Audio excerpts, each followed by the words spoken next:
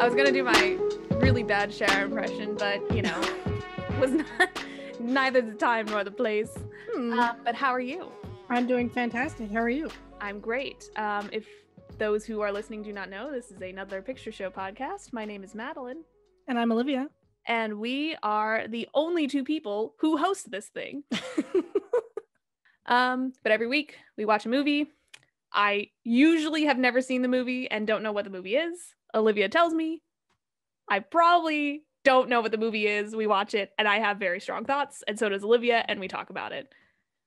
Exactly. So this week I'm gonna let Madeline kind of dictate what we're gonna watch this week. She still doesn't know the movies, but we're gonna go based off of her mood. I do like a little bit of freedom. a little control in I'm elbowing the box here. Yeah, a little control in the project.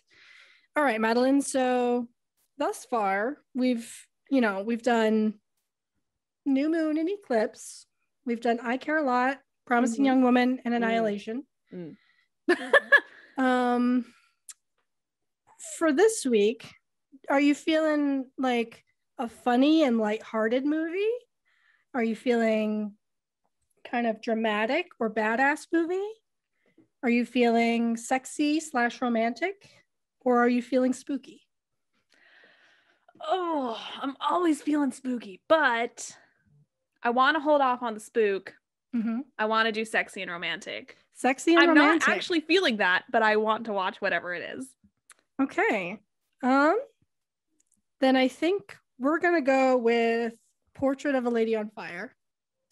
Ooh, I own one of Olivia's artwork pieces based on that movie, and I've never seen it. The piece of art is beautiful. Yeah, for those who don't know, my day job, I'm an artist. I sell stuff on Etsy. So I appreciate that you own a piece of my work. That's really nice. But now I own several pieces of your work. Why are you surprised? Now you'll get to see the inspiration for it. Yes, I can't wait. It's been one of those things where like I thought I was gonna watch it before I bought your piece, and then I was like, never got around to it because I never watch movies until Olivia's like, watch this, and I'm like, yes, ma'am. Yes, of course. Yes, please. What movie is it? So I'm excited. Yes, 100%. I'm glad I picked this. Good. Do you know anything about it? I did watch the trailer. So all I know is that essentially the very basics is this wealthy, it's all in French, this wealthy family, somebody hires this artist to paint a portrait of one of the women in their family. I don't know how, if she's the daughter, like the sister, somebody's wife, whatever. And she does not want her portrait painted. So this artist has to essentially follow her around to get her to just fucking sit still for 5 minutes so she can like know her face so she can paint it, because that's how they did that shit, and they probably still do it that way. And then it leads to sexy times. Okay, that's good. Good job. And I watched the trailer like a year ago, so that's all I got up in the noggin. I'm really excited about this one. I love this movie. I'm not going to tell you anything else because I want you to, watch it and come up with your own. I do remember you like raving about it, like when it first came out and you first saw it. So that's also why I wanted to watch it, because Olivia was like, watch this movie. And I was like, yes, ma'am. But we didn't have the threat of the podcast looming over my head. As if I have some sort of power over you. Like if you didn't watch the movie, we just wouldn't record the podcast. Like I have no like financial or any sort of like blackmail over Madeline to keep her from. It really is just like this. I just say, hey, let's watch this, and then she either does or she doesn't. But yeah, so I'm really excited about this one. It's a movie that really spoke to me for a lot of reasons when I watched it. Obviously, we'll get into more personal reasons after we watch the movie, but I'm really excited about this one. So let's just go get into it. Does that sound good? I'm going to tear it open and just drink it all in. Oh, sexy. Okay.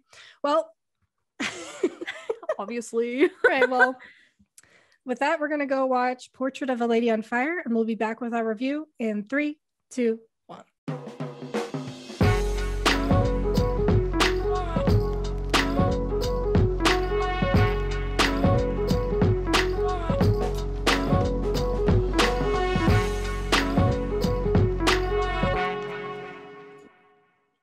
And we're back. Yeah. How do you feel? You know, going into this, I was like, oh, sweet. It's going to be like ye old Brokeback Mountain. But it very much was not ye old Brokeback Mountain. And I'm glad. Like, Yeah. full disclosure, I've only seen the second half of Brokeback Mountain, but I intend to watch the first half. It was one of those, like, I came in, somebody was watching the movie, and I was like, well, I'll just mosey on down, and got real sad. No, I liked it. It was a beautiful movie. I kind of wish I think it's in the description or whatever, because it's like obviously a romance movie, like it's categorized as that. But part of me kind of wish I didn't know, like, that they were going to like end up like, you know, blossoming. Oh, yeah, into like a romantic tryst or whatever. Because I think I was just so focused on the buildup. I was like, come on. Because like my roommate and I were watching it, and there was like moments, and I was like, this is it. This is when they're gonna do it. And then it's like, and then they don't, and you're like, damn. And then it's another moment, and you're like, this has to be it. It's textbook. Oh, sorry, I have iced coffee. If y'all can hear the rattling of my. So there's so many moments where I was just like, oh, it's happening. No keys. No, literally, I'd be like, make out already. Like, but I very much enjoyed it. I loved virtually every moment of the movie. Yeah. I just think every moment of the movie was very intentional, and I appreciated that, like, literally right up until the last second of the movie. So I very much appreciated that. Also, the French language is so sexy. Mesmerizing. Yeah. So mesmerizing. Well, good. I'm very happy that you liked it. I feel like I would have quit the podcast if you had come in and been like, it was okay. But come in like, yeah, I didn't like them as a couple. I was bored the whole time. Okay, so let me just give the stats real fast, and then we can dive deep into the specifics of the movie. So we just came back from watching Portrait of a Lady on Fire, which is a 2019 French historical romantic drama written and directed by Céline Sciamma, starring Noémie Merlant and Adèle Haenel. I am butchering their names, so I'm sorry if my French accent pronunciation is awful. The movie takes place in France in 1770. Marianne, a painter, is commissioned to do the wedding portrait of Eloise, a young woman who has just left the convent. Eloise is a reluctant bride-to-be, and Marianne must paint her without her knowing. She observes her by day to paint her secretly. That is the synopsis of the film. Yes, Madeline? If you think about it, Eloise is like the foil to Maria from Sound of Music. Both leave the convent, but one doesn't want to get married, while the other one literally cannot stop herself from jumping in bed with Captain Von Trapp. Anyway. I mean, I would do the same, but it's a different movie. Yeah, no shaming Maria. I'm just like, the moment you were like, she left the convent and she's getting married, I immediately thought of Maria. I don't even know where to start. What did you think of the performances in the movie? Really good. I mean, I don't know these actresses. Like, they might be like super well known in France and Europe, but you know, I do not know of the popular figures in France / mainland Europe. But I really think they had great chemistry, like, truthfully. And it was very, like,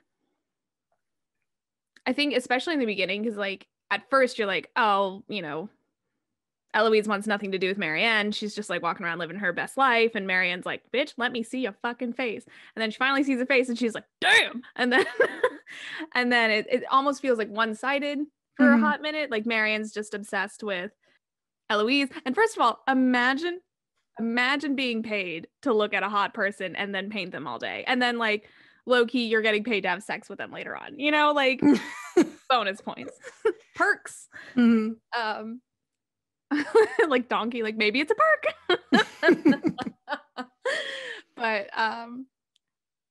But yeah, I mean, I can't say any more than I just thought they had great chemistry.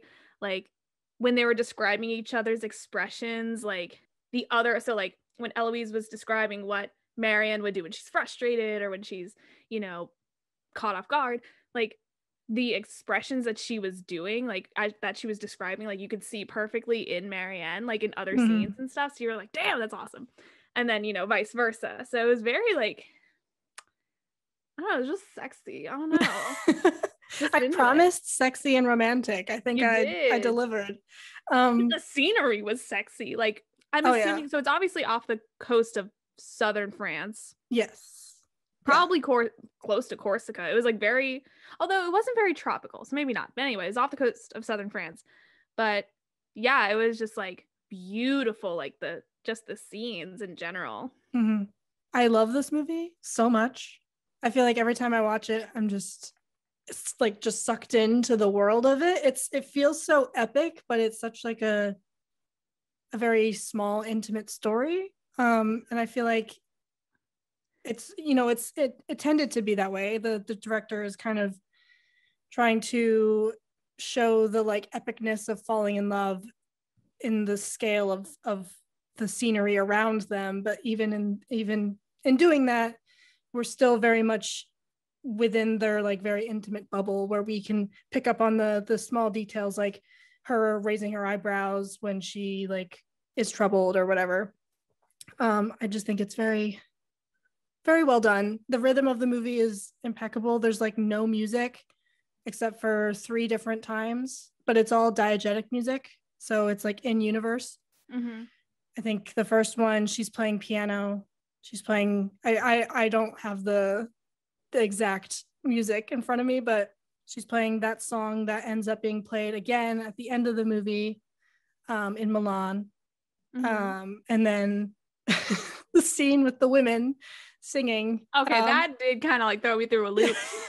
That part was like, what? Well, yeah, it kind of starts out like a glee, like a glee scene. Ryan described it as a slow clap. Like it was. Because like it's like the way they're like, yeah, the way they're doing all that humming. I mean, it was cool because like at first you didn't really know it was like human voices. Mm-hmm. At least I didn't. I was like, is there like a swarm of bees coming or whatever? But yeah, and then I realized it was like all these women, and I was like, oh sweet, we're getting like a little glee performance during this like ye old bonfire party, and I was like, what's happening? And then I was waiting for like the human sacrifice. Like me and my roommate were like, is this gonna turn weird? It's gonna turn into like Midsommar. Yeah, no, we said that. We were like, if this is Midsommar, I'm out. No, it was a little. Although gay Midsommar would be very interesting. True. No, I think the start of that scene is a little off-putting because it's just been silent music-wise, really, up until that point, and then all of a sudden they come in and it's like slowly building. You're like, what's going on? Yeah. Like from the moment you walk in. I think it kind of symbolizes like women they're literally like lifting up each other's voices, you know, like it's just a group of them and they're all just like singing together and like slowly getting louder and making each other louder. I think it's pretty cool. I think it's interesting that it only took place over the course of like 2 weeks, 3 weeks maybe, because the mother was not gone that long. It was like 5 days. She was gone 5 days. Yeah, so and Marianne was there originally for 6 days. So it was like, so say in the 6 days she had to do this painting and then fucked it up. Say it took the mom another 2 days before she left. They were together only 2 weeks. So I'm assuming like and it took a hot minute for them to build up to like the sexy stuff. Mm-hmm. So they were really only like together romantically 4 days. Yeah. Like that's a generous 4 days. Yeah, because they were kind of just like chilling and having fun with Sophie for the first few days. And then the bonfire scene. Mm-hmm. And of course, yeah, the imagery of her walking with her dress literally on fire. I was like, yes. That's the name of the movie. Oh my God. When in the beginning, she was talking to her students, she pointed at the painting and they're like, what's it called? She was like, Portrait of a Woman on Fire. I literally went, like the Leo meme. Like literally pointed at the screen. I was like, she said it. The painting's beautiful. I want like a print of it if it exists. Speaking of the paintings were all painted by one person. And it was not the actress who played Marianne. No, her name was Helen Delmare, something like that. I'm butchering the pronunciation, but she's a younger artist that Celine Sciamma found on Instagram and just liked her style. And she had never painted for a movie before. She just, kind of does what I do and was painting for her own little business. And then came in, she had to paint like for 16 hours a day for like multiple weeks because she had so many different paintings to paint. But I think it's so many different stages, probably. Yeah. Mm-hmm. But I think it's really interesting because each of the different paintings of Eloise like don't look necessarily like they're from the same artist, like I just think it's really, the attention to detail in that was really cool. Like the first one we see, her face is all like blurred out because the guy that came to paint her couldn't obviously had zero intimacy with her, had zero trust between them, so he couldn't accurately paint her face because she wouldn't pose for him. And then when Marianne paints her the first time, she looks like her, but there's no life there because it's just based off of her memory of her and not necessarily like herself being part of the project. She's just an object at that point being painted. She's not like an active part in the painting process. And then we have the actual painting where it's great. She looks great. She's lively. You can see the life within the painting. And then the painting at the very end that we see of her with her child that looks a little silly. Demonic? Looks like her, but doesn't look like her at the same time. You know what I mean? Like you could tell that it's her, but you can tell it was painted by someone who didn't know her as well as Marianne did. And I thought that was really, really interesting. I thought it was very cheeky of her to have the book open to 28, the page. And she had to tell the artist, like, you better paint those fucking numbers in. She was just like, hey, can I see the paintbrush real fast? Let me just add a little, little thing. He's like, what? Paint this 28. Like, are you sure? Yes, that's I need that. Yeah. What did you think of the paintings? I really liked watching the process, like even in the little clips that they did. Because I mean, like, me no artist, me don't know how art works. So I mean, I've always like had an appreciation for art in general. Like I wanted to study, if I could do college over again, I would have studied probably like art history or something like that. But me with no artistic bone in my body would have definitely been obsessed with other people's art because I would live vicariously through them. But it was very, like I said, interesting to just see like the process from like, and the different mediums that she used. Like she used pencil, she used like the little like charcoal kind of thing, paint obviously, and the different things that the canvases, the weird stone thing that she did the like abortion sketch on. So it was all like, it was like really cool. And obviously like Marianne's a very, well versed artist, and she, can use her talent across like multiple different mediums and different, techniques, if you will, if you'll allow me to speak so freely about art. Now I'm gonna cut it off here. That's it. Shut up. Shut up, poser. No, I thought they were beautiful.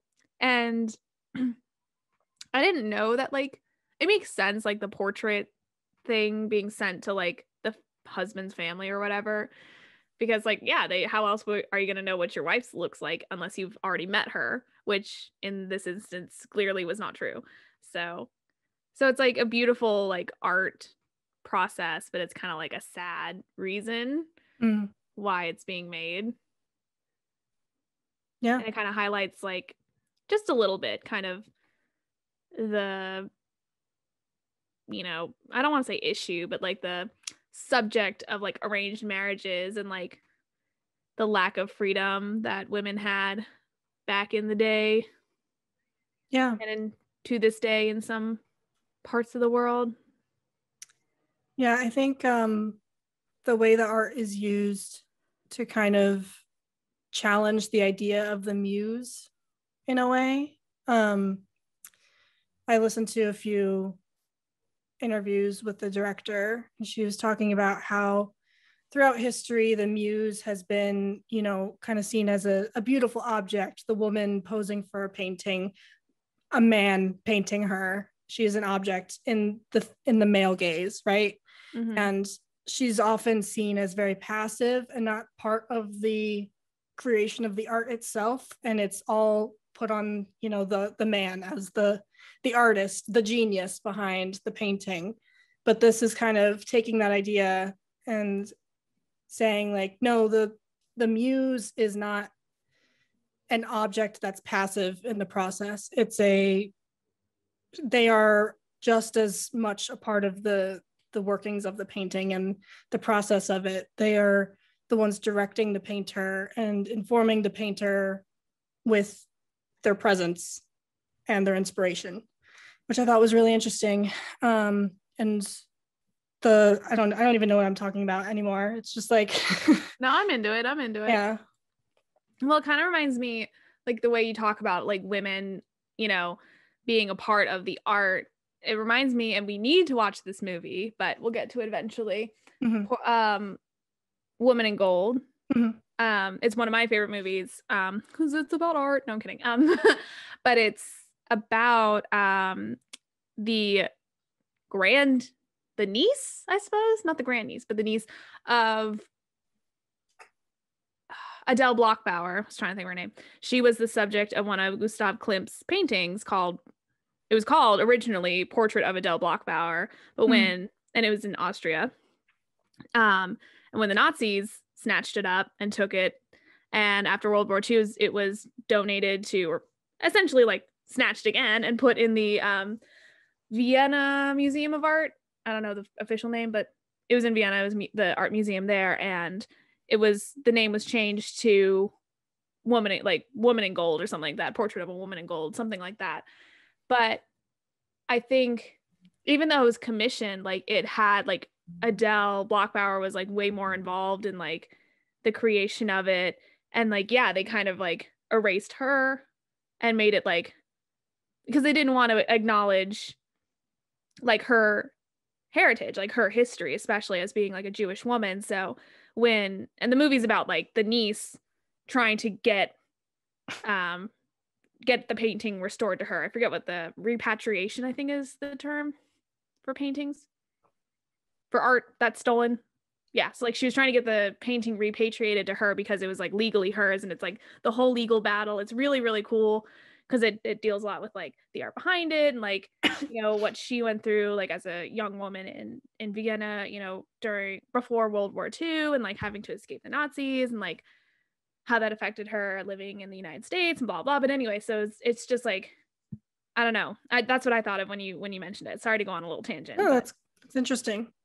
But like Klimt is like this, like, you know, even at the time is like this well-regarded artist, and the fact that Adele was like, hey now, like I'm gonna wear this necklace, I'm gonna do this, you're gonna paint me, and you're gonna have a good time. And Gustav was like, okay. Yeah, so it was, I don't know. Go Adele. Yeah, I just think like the concept of, or the idea that is kind of a theme throughout this movie of like women inspiring art, even in like a male dominated world. Marianne is a very capable artist. Her dad was an artist. That she has to submit some of her paintings under his name in order to like get places. Like at the end of the movie, she submits a painting under her dad's name to get into the exhibit in Milan. Mm.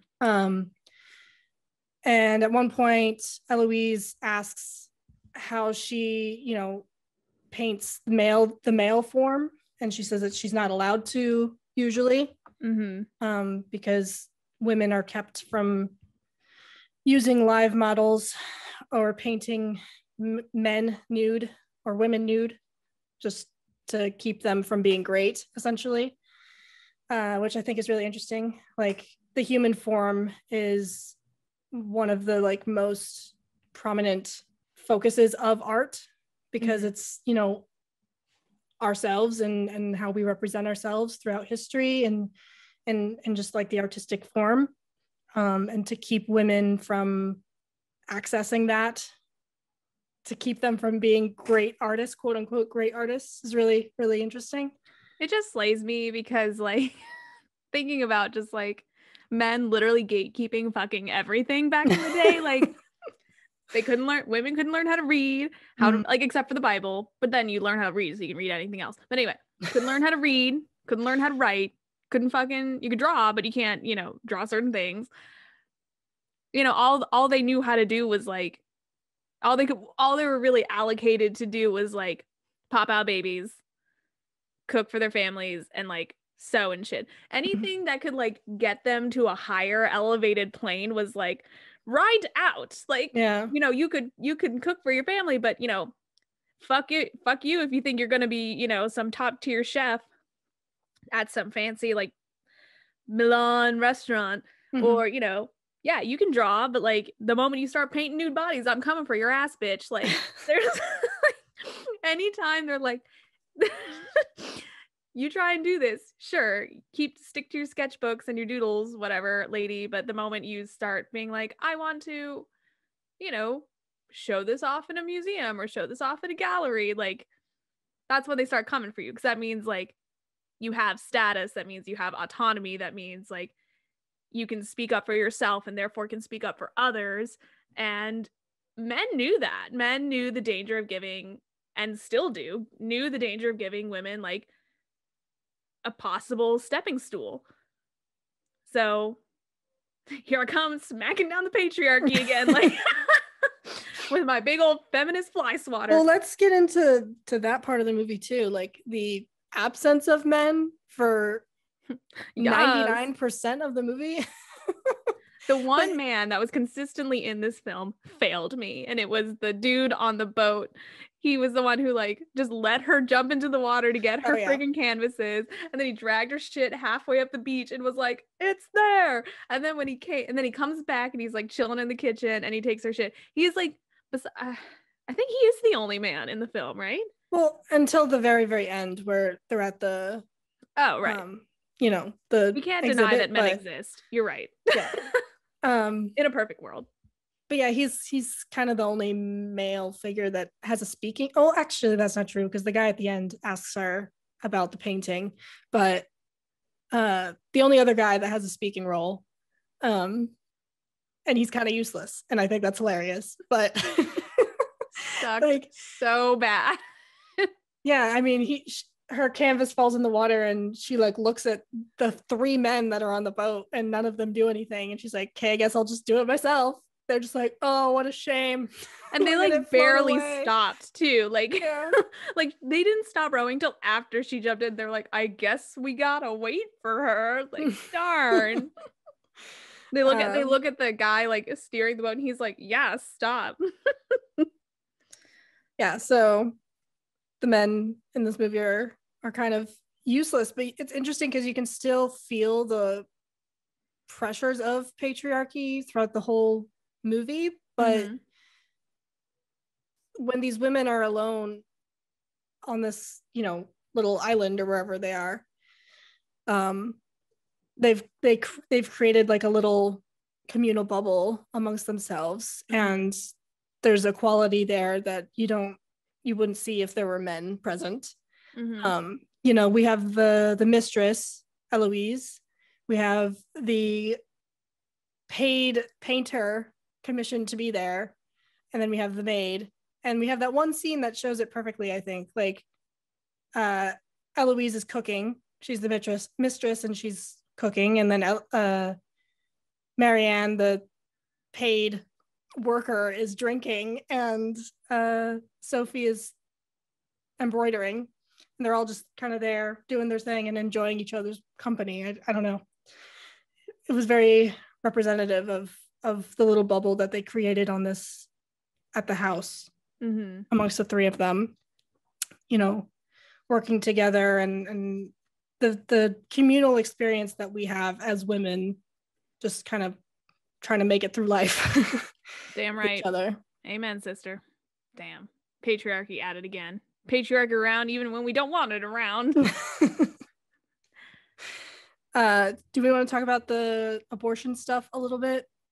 Okay, it slayed me when she tried to do the tea and like hang from the rafters, because I was like, I'm pulling so many like just outside sources. Like it just reminded me of Bridgerton, where the gal, spoiler alerts for those who have not watched Bridgerton, first of all, go watch it, it's pretty freaking great. Anyway, and then come back to this part. But don't shame Bridgerton. I loved Bridgerton. Anyway, it was fun. That's I wasn't sitting there being like, normally, again, I have an issue like expel, like, you know, suspending, you know, what is the term when you can't like let go of suspend disbelief? Suspend, I don't know. You know what I mean? Like something like that. It's gone. But I respected Bridgerton because it was just like fun, and it was like, you know, the string quartet playing like Thank You Next. I was like, okay, I know what world we're in now. Yeah. But anyway, it reminded me of the gal in Bridgerton, like drinking this one tea that she like crushed up like 3 fucking leaves and like threw in like a friggin' stick of cinnamon and was like, boom, abortion tea, done, check mark. Take that 6-month-old, you know, fetus or whatever. Like, I'm gonna drink this shit and you're gonna be gone. And then the doctor's like, you're an idiot. When it turns out she most definitely was still pregnant. So that part made me laugh when Sophie did that, and it was really funny when she was like, because you couldn't tell what she was doing for a second until she like came down, drank the tea, and then went back up. You're like, the fuck is she doing? But when she went to the woman's house, the older woman's house, to like actually get the procedure done, I was uncomfortable with the fact that children were on the bed. Just like, one, mostly because it's like kind of like a medical procedure, like not actually medical, but it's kind of like a invasive procedure, and like, I don't know. I know they didn't really understand like germs and shit back then, but I was just like, that's not sanitary. And the kids have no idea what's going on. And they were too young to understand, so it's not necessarily a big deal in that regard. But then it made me so like, I don't know, I was just like kind of like, oh, like in a way, like when the baby was like touching her face, because it's, I don't know, I guess it was kind of harsh to like literally just have had an abortion, then turn your head and a fucking baby is right there. Yeah, like, I thought it was very, I don't know, it was just beautiful. Like, you do what you got to do back then, you know, to get it done. And like, you know, that means go to some lady's house while their kids are just, you know, chilling, rolling around, get it done, because like that's the only method that you can turn to, because patriarchy, right? Patriarchy. Where's my fly swatter? Yeah, I thought it was really interesting that like she's like, yeah, I missed my period like 3 times. Oh, also, I don't know about you, but like I've never seen someone having their period like in a movie ever. Like have it be a plot point. I don't know. Or like abortion in a movie, hardly ever, where it's handled like, oh, that's a thing, okay, we'll handle it, you know, without it being like, oh, like a big deal. Yeah, like, yeah, I don't know. I don't think so either. It just felt very natural. Like she gets her period in the middle of the night. She wakes up from like cramps and whatever. Mm-hmm. She goes down to put some heat on it, and I'm like, don't I know that? You know, like, Mm-hmm. like where's my hot water bottle? I've never seen that, something like just a detail like that in a movie Mm-hmm. before. So I really appreciated that. And then she's like, yeah, I missed my period for like 3 months, and Marianne's like, you know what that means, right? Yeah, like wait a damn minute. She's like, do you want to keep it? And she's like, no. And then there's no questions asked, and we're immediately just there with them, helping her do the things to get rid of the baby. It was just, I don't know, it was just, I mean, it was there was no shaming her. There was nothing. Right. No, I agree. I think also the period thing was just like an excellent plot device in order to introduce that like that side story, that side like mission that they're on to get Sophie all squared away. Because yeah, she was like, you know, it was just like such a natural conversation where she's like, yeah, I usually do this, but I haven't had to do it for 3 months. And Marianne's like, wait, what? So yeah, I agree. I mean, it's still a very, you know, touchy subject, and a lot of people shy away from it. But, you know, you're right. Like women had to do that, and today have to go to like extremes to get, you know, that sort of thing done, because like they can't support themselves, and we don't know the circumstances behind Sophie's. No, it doesn't matter. She doesn't want the baby, and that's it. Right.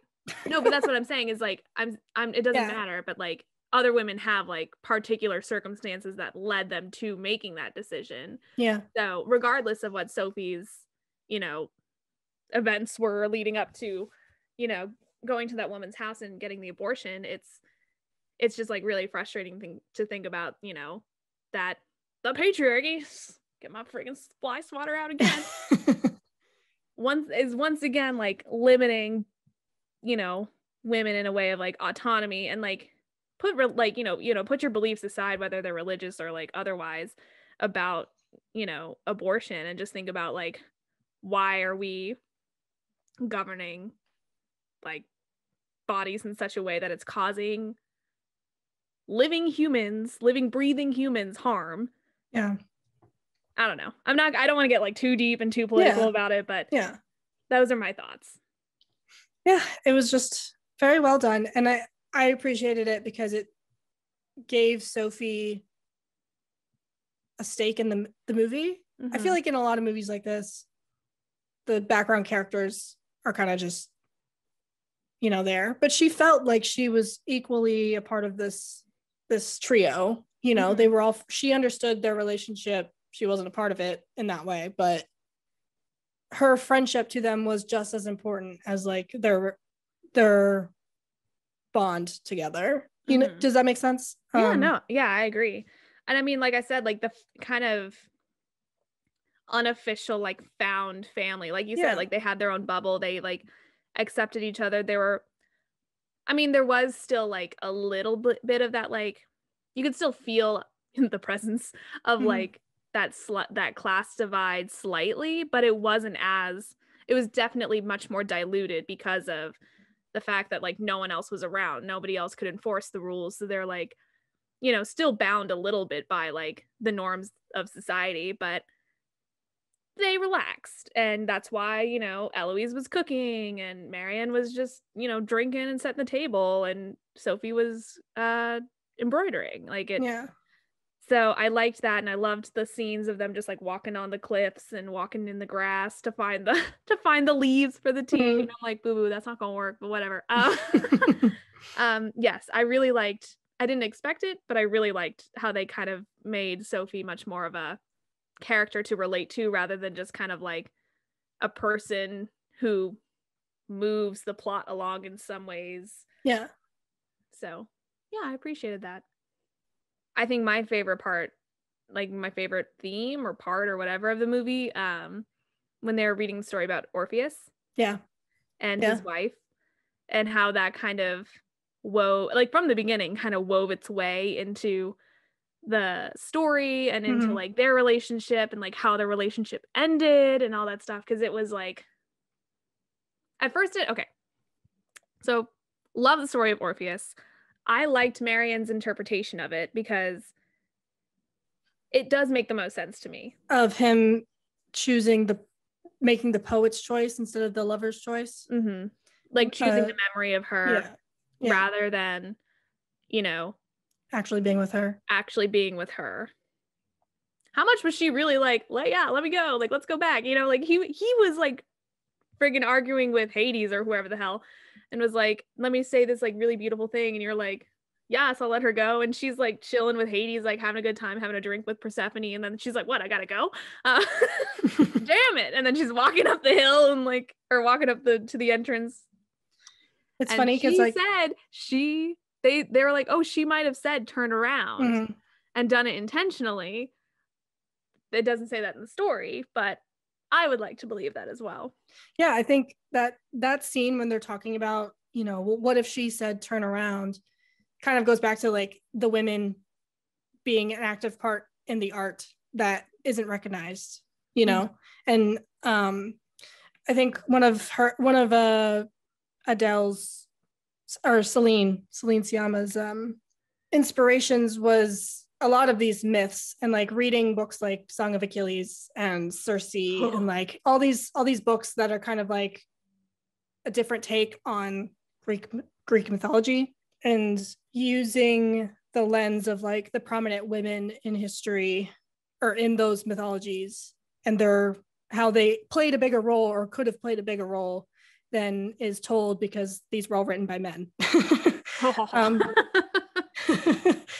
But also, side note, every time I hear of the tale of Orpheus and Eurydice, I just think of Hadestown. And I think of, and this is so dumb, do you remember the book series Spellbound? No. Anyway, oh no, it was called, the first book was called Inkheart. That's what it was called. Oh, yeah. The second book was Spellbound, sorry. And the dad in the movie, his nickname was like Orpheus or something like that. Or there was a character named Orpheus. Anyway, it was my favorite book series as a kid. So I always think of that series when I think of Orpheus. I went back after watching the movie and reread the story of Orpheus. Not the whole thing, 'cause it's like a lot. But I read like a condensed version of it, and it was sad. Yeah. But I think I agree. I like the idea that Eurydice told him to turn around, and he didn't just do it out of selfishness. He did it because she told him to, and that she was actively choosing to kind of stay, Yeah. And I mean, and he's no dummy. Like he knew, like when she said turn around, like he was like, you know the conditions of this. I know the conditions of this. And you're still asking me to turn around. Well, in this version of the story where she says it. So he, and that he respected her wish to turn, like for her to remain a memory to him if he did not choose to turn around himself, which I also appreciate, like, respecting the wishes of like the love of your life or of anybody who's died, and just being like, sure, babe, I'll turn around. This is gonna make a fucking great story. Yeah, bye. Bye-bye. Like a little like hand touch. Like she's being sucked back into oblivion. I mean, that's the painting at the end. Like the guy comments on how, usually it's painted as like they're being whisked away and like barely get to see each other and whatever. But in her painting, it's kind of like they're both saying goodbye to each other. They're both acknowledging what's happening and are having the moment to say goodbye and remember each other. And I love that the weird kind of like apparitions of Eloise, like at first I didn't get it, but like thinking about it more afterwards, that was supposed to be her being like, how do you say her, like Eurydice? Eurydice. It was that she was supposed to be Eurydice because like every time she appears, she's facing away. Marianne's facing the other direction. She turns around and as she soon as disappears. she sees her, she disappears.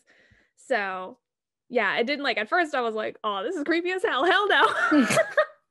It's another Midsummer. Yeah, another like, I don't know, it was turned into some sort of like Law and Order shit. I was like, nope. But I just liked it. I like Greek mythology. You mentioned Song of Achilles and Circe. Book plug, read Song of Achilles. So the last time that she turns around and sees her in the wedding dress, that was real, right? Yes. It wasn't an apparition. And she says, turn around. Mm-hmm. Do you think she was saying turn around for her to stay? Or to allow her to make the choice to stay or to go? I think it clearly has ties to the story of Orpheus and Eurydice. But I think it was much more of like her knowing that it's a final glance, like maybe as was proposed earlier, that Eurydice just wanted to allow, I guess, one last glance before choosing to stay, because I mean ultimately she really didn't have a choice. Like, yeah, the bubble burst when the mother came back from Milan. So it was kind of like, I guess it was kind of giving her that poet's, I don't want to say poet's choice, like, because I mean if she stayed, like, what was going to happen? Like, yeah. But I think it was giving her that poet's ending, where it's like that one last like fleeting glance of her in this beautiful dress that she's been like hallucinating about up until this point. And then immediately, like, the, you know, slap my mic. and then immediately the scene goes black. So it's like she sees her and then boom, dark. Like, she gets sucked away, and that's the last time she sees her for like what I can assume is like 10 years or something like that. Yeah. Before we get to like the ending, I want to talk about the kind of process that the film takes us through of them falling in love with each other. And just I really liked the device of she has to memorize her face because she won't pose for her. So she has to like secretly just get to know every intimate detail of her face so that she can paint it from memory. And that's kind of like how it feels to start digging someone, you know, like you just start to get to know the intimate details about them. And as she's memorizing the different details of her face, we are also intrigued because we want to know, like, we want to see her face, because that's, you know, the movie's telling us that we need to see her face, right? And it keeps kind of just giving us glimpses here and there, and like not really revealing it until she runs to the the cliff.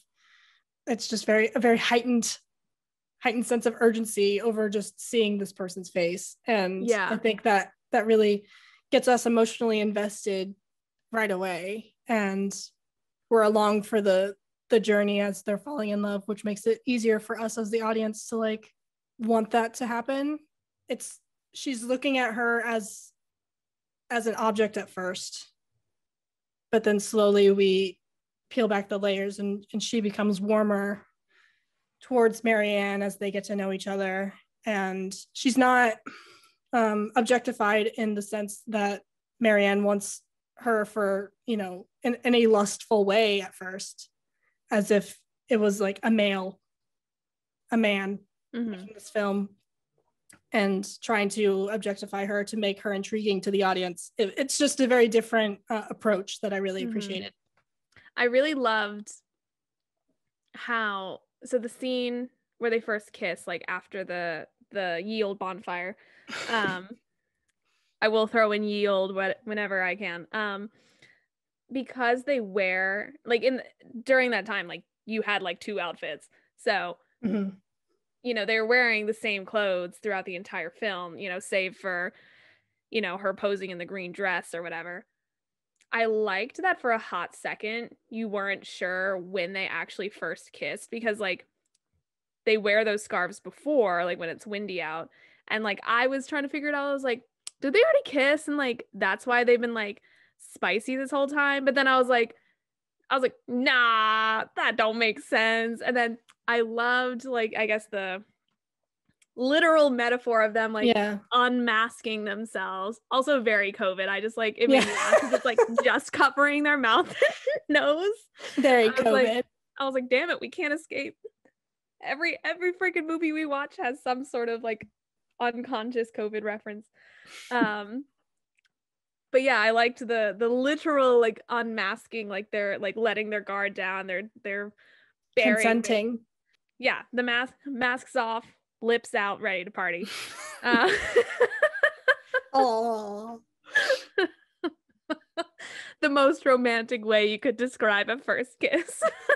Masks off, lips out, ready to party.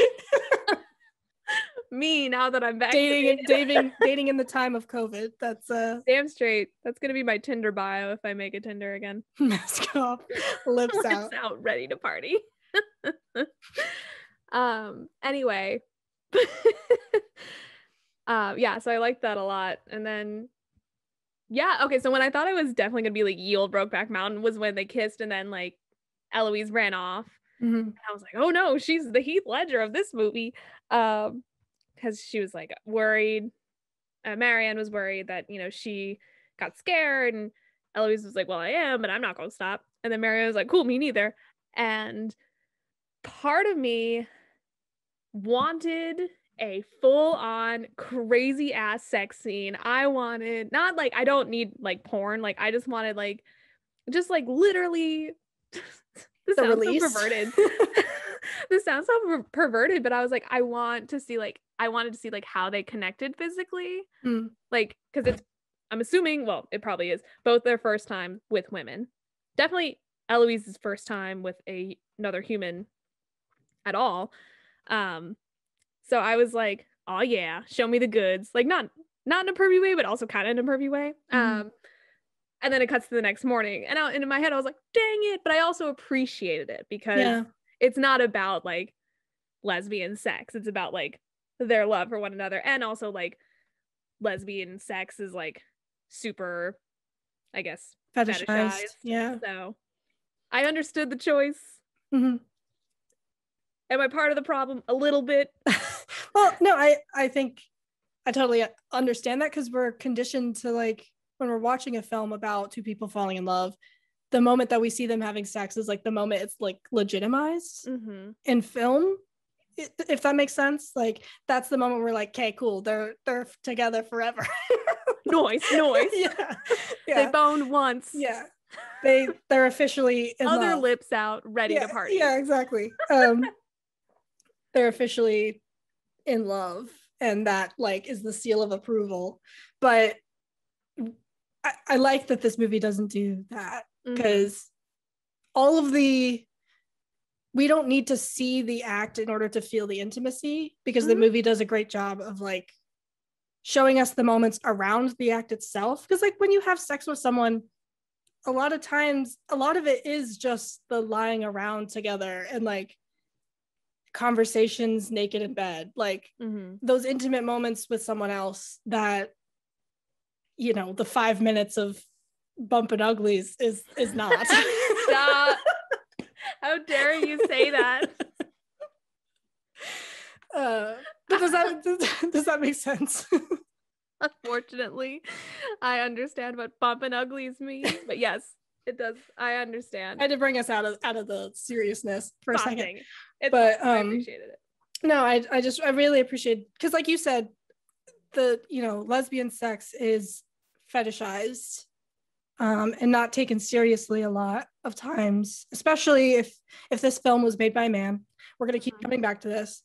We definitely would have seen the sex scene, you know? They would have, I don't know, they would have pulled out some crazy shit. Like it would have just been like, because like it would have been like some Game of Thrones shit, you know? Like, yeah, like some, I don't even want to say it. No, it's bad. No, please, I'll edit it out. Say they're just gonna pull out some like ye old strap on. Like it does not make sense. Like where'd you get this? Sophie comes in with the first time. Giant dildo. I had it ready for you. Did you know I looked up the history of dildos a few years ago, and like I think you told me about this. Yeah, like some of, like obviously some are still made from glass, but like they were originally like made from wood. Like I mean, I'm sure it was like well sanded, but, and like probably, I don't know, nice little sealant, go to Sherwin-Williams, get yourself some, wax or whatever, but. The ye old Sherwin-Williams. Ye old Sherwin-Williams. Get yourself some ye old wood polish. For your dildo. Okay, we need to get back to the movie. This is I liked this sidetrack.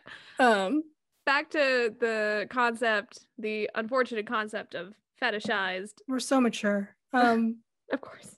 Talking about the fetishization of two women having sex together. But yeah, I appreciated the choice. I thought the sex scene, when you listen to interviews by the actresses in the movie and the director, they refer to like the scene where she's like fingering her armpit as the sex scene. Interesting. I mean, okay, it was very cleverly done because I figured because it first shows her putting the weed deodorant, probably opium or something. Yeah, the opioid deodorant or whatever it was on her armpit. So they cut to it, and I was like, those like internet jokes where you like put your fingers together, put your arm together, and it looks like a butt. So that's immediately where my mind went. You're like, ooh. So I was like, no, this has to be like her armpit because but it was very like well shot to it. It's like, is it a butt? Is it a front butt? No, it's an armpit. Ha ha ha. It's hot still. It's still hot. I was still kind of into it. Yeah. But yeah, I think that's interesting that they talk about that scene as the sex scene, as like that is the act of like the peak intimacy between the two of them. I think their fight was very interesting because it kind of showed the patriarchy creeping in, that Marianne, while at first, like when she was falling in love with her, viewed her as like a human and like really saw her, and like on a like woman to woman level, like saw her problems and like understood them to a degree, like not completely. She wasn't being forced into a marriage to a man she didn't know, but like she understood, on a basic level, like what Eloise was going through and like what she was facing, etc. And she was like on her side as like woman to woman, like I get it, girl, like it sucks, like being us or whatever.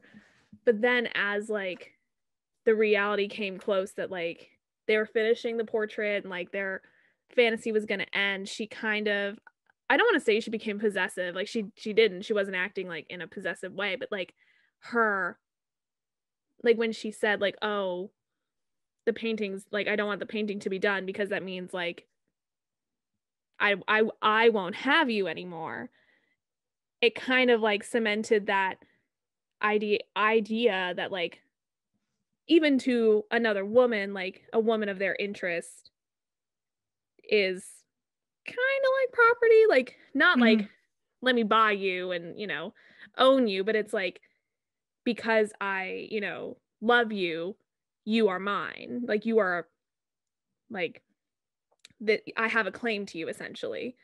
And Eloise clocked that like immediately because that's been her whole like dread for like probably months. This has definitely been something that's been planned for a while. So she was like, I understand like why Eloise was pissed. Yeah. And I liked that conversation because like it does highlight like, hey, I'm not property. Like I'm not property to you. I'm not property to this dude. I'm not property to anybody. So like the moment I became like an object of your affection, you didn't see me as like an equal, like eye to eye, I get your problems. You saw me as like, I became your problem, essentially. Like losing me became a problem to you and you stopped relating to my problems. Yeah. So I liked it. I was like, oh, spicy. Because I was like, there always has to be some sort of like tense moment. And when that was like the tense moment, like the blooms off the rose kind of deal, I don't know. I really liked it. I enjoyed it. Yeah. I was waiting for the scene that you painted that I bought off you. Yes. And I didn't realize, like, I knew they were crying, but I didn't know why. So, like when they were like holding each other, I was like, oh, didn't expect that. Yeah, for context, my day job is an artist, and I painted a frame from this movie of the two women on the beach holding each other, and that comes right after the fight that Madeline was just talking about, or they kind of reconnect and agree to enjoy their last moments together before they have to leave, or she has to leave. Mm-hmm. I think that whole sequence of events is like probably my favorite in the whole movie, just like visually, because she comes down to the beach and Eloise is like standing by the rocks, and it just every shot in this movie looks like a painting. It's like incredible. The film was shot in 8K, so it's a lot of Ks. it is a lot of Ks, and it pays off. Yeah, because she wanted to get the most depth and color that she could, and I think it paid off because the movie is probably the most like beautiful movie I've ever seen. Just like there's so many frames and scenes in this movie that I just want to paint, and I'm working on it. But as an artist, this movie is just like crack. I'm like, I just want more. Art crack. I just want more. It's just beautiful. And I honestly think that this is like a movie that should be taught in like film school. I feel like it's a perfect film. Like I don't have any major critiques. Yeah, I don't know. I just feel like visually it's stunning. The boldness in not using diegetic music for a love story like this, a time period piece like this, and just relying on the natural rhythm of the story to get you through is like really brave and admirable, and I love it. The actors are perfect. The story is like nuanced and refreshing and heartbreaking, but also like I don't know, like I don't feel necessarily sad when I leave the movie. I feel like I experienced the same love that they did together, and I'm like grateful for that when I leave the movie, so I don't know, I think it's a perfect movie. Do you have any critiques of it to break my heart here? Ye old bonfire scene did get me a little bit. That threw me through a tiny loop. Yeah. But no, I also really enjoyed it. I don't know. I agree with all your technical words. Yes. Greatly made. Yes. Yes. Good movie. Before we wrap it up, we can probably talk about the ending. Yes. Yes. So Marianne says that she saw her once again, and we see that she saw her in painting form. We kind of talked about it earlier. And we see that she made sure to have the number 28, page 28, painted in the painting as like in case you ever see this, I remember you and I'm thinking about you kind of thing, which is, it's just like, oh. I know. I was like, oh man, because you don't know how long it's been. I mean, it's definitely been like what? The child in the painting looked maybe like 4 or 5, if that old. So it's definitely been 6 years maybe since they last saw each other. So yeah, and then who knows how long it's been since she saw that painting that she saw her again. So it is really sweet to think like after all these years, like 6 years doesn't sound like a long time, but like if you hooked up with somebody like 6 years ago for like a week, like you'll probably remember them, but you're not going to be like, hey, I'm taking a photo and here's an inside joke. Like if you ever see this, if this ever pops up on your Instagram feed, I'm thinking of you, there's no subliminal messages. Yeah. But, at the ye old gallery viewing, it was a nice touch. I liked it. I did another like Leo meme when you saw the 28. I was like, the page. There it is. There it is. Yeah. And then she sees her once again at the orchestra in Milan. And I thought that was a really nice touch too, that she earlier in the film was like, you'll get to hear the rest of it in Milan. And she does. She goes to hear this specific song because she knows it was the song that Marianne played. And we just watch her experience all of the memory and the, joy and heartbreak and everything of remembering their time together in the 2.5-minute shot of her just sitting there. Incredible acting to like express all that emotion. And it was like obviously like a straight shot, like there's no editing or anything. And it kind of, to tie it back to the Orpheus, it's kind of the opposite of like the story of like the ending of Orpheus, because like if he hadn't looked, he would have kept the love of his life. If she had just glanced over, at the, part of me, like, I knew she wouldn't, because Marianne already said, like, she doesn't look, but she didn't see me. But part of me really wanted to be like that last split second, kind of like a friggin' Inception ending, where it's like, she like turns her head a little bit. Does she look? Does she not? But it's like the opposite of Orpheus, where it's like, had she looked, like, it could have, she could have had the love of her life again. But the fact that she didn't, once again, Marianne has her like poetic ending.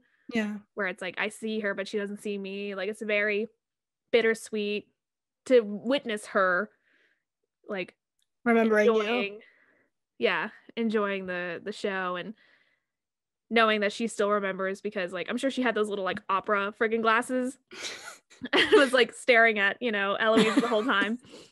Little opera, imagine opera binoculars.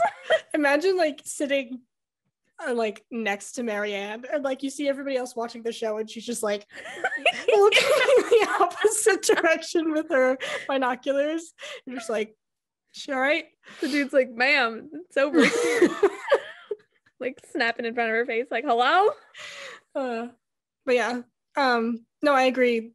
I watching that scene, you're just kind of like hoping that she'll look over the whole time, because it's so long and drawn out, and you're just like waiting for her to slightly turn and meet the eye line, but it doesn't happen. And dang it, it's like realistic and tragic and beautiful all at the same time. Although when I was watching it with Ryan, he was like, Marianne could just like leave early and wait outside the theater doors and just like say hey. But dang it, Ryan, I thought the same thing, but I wasn't gonna say anything. Yeah, but I mean, that's again, we didn't need to see that. Maybe she did do that, it's just not part of the movie.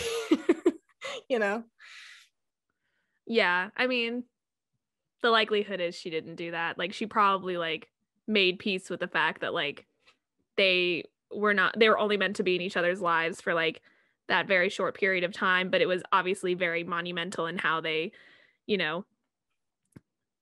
carry themselves for the rest of their lives. But dang it, Ryan, for bringing logic into this situation. I appreciated the movie. Yeah, very, very much. Is there anything you want to say about the like LGBTQ representation in the movie? What I liked about it was, I guess, how just like normal both of them were. Like, that sounds some type of way, and that's not how I mean it, but it's more like one, like, like there's always that like trope of like who's the dominant, and who's the like submissive or whatever, and there's like no real telling like if there is any sort of dynamic like that, like who is who. I mean, as far as like being possessive, that like air quotes around possessive, that was definitely more like Marianne's side of the coin. But I don't know, I just liked how like natural it all felt. Like, like these stories can be told, and they can be told beautifully, and it doesn't feel, I don't know, it just felt like a regular, like super wonderful, very sweet romantic love story. Like, anybody who watches this film should at no point, I can't speak for everyone, but I don't know, I just don't feel like you should feel uncomfortable watching this film. One, because like these, LGBTQ people exist. They're out there. Yeah. These stories can and should be told. And everyone has, you know, everyone should watch these films and like understand that, like, you know, any couple could be in that situation regardless of their gender and still have like the same issues, the same arguments, the same, well, similar arguments, the same, you know, views, etc. It's like, it just normalizes it. Yeah.